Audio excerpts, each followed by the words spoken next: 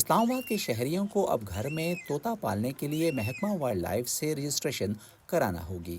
اسلام آباد کے wild life department نے شہریوں کو ہدایت کی ہے کہ وہ 15 جنوری تک اپنے طوطوں کو رجسٹرڈ کرا لیں، ورنہ انہیں ضبط بھی کیا جا سکتا ہے۔ پیراکیٹس جو ہیں پورے پاکستان کے اندر ان کی پاپولیشن دن بہ دن کم ہو رہی ہے، اور سب سے بڑا خطرات انہیں جو ہے وہ اللیگل وائلڈ لائف ٹریڈ اور پوچنگ ہے کہ نیسٹ سے بچے نکالے جاتے ہیں۔ ان کے ہر سیزن میں تقریباً ہزاروں کی تعداد میں بچے جو ہیں مارکیٹ کے اندر آتے ہیں، وہ سیل کیے جاتے ہیں، اور ان میں سے کچھ لوگ جو ہیں وہ ایتھیکل بریڈر ہیں اور کچھ وائلڈ سے کاٹ کرتے ہیں۔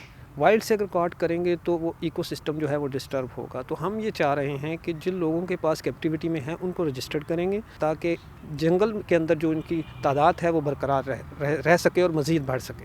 محکمہ جنگلی حیات کے مطابق یہ اقدام شہر میں طوطوں کی تیزی سے گھٹتی ہوئی تعداد کو دیکھتے ہوئے کیا گیا ہے۔ اسلام آباد کے رہائشی اس ہدایت نامے کے بعد اپنے پالتو طوطوں کی رجسٹریشن کرا رہے ہیں۔ کوئی بندہ اگر رجسٹرڈ نہیں کرتا تو ان کے خلاف جو ہے وہ چلان بھی کیا جائے گا، اس کی وہ فیس پے کرے گا۔ فیس پے کرنے کے بعد اس کے برڈ کو جو ہے وہ یا تو کنفسکیٹ کیا جائے گا، یا اگر اس کو واپس کرنا ہوگا، یہ لیگل پروسیجر میں پھر ساری چیزیں ڈیفائن ہوں گی۔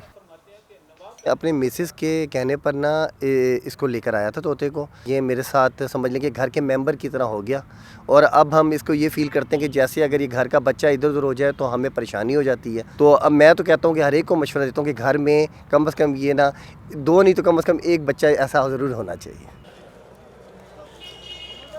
اچھی فیلنگ آتی ہے اس کے ساتھ نا، گھر میں اچھا لگتا ہے۔ مجھے اکیلی ہوتی ہوں تو پھر میں نے سوچا کوئی ایسی چیز رکھنی چاہیے کہ مجھے انٹرٹین کرے جو چیز۔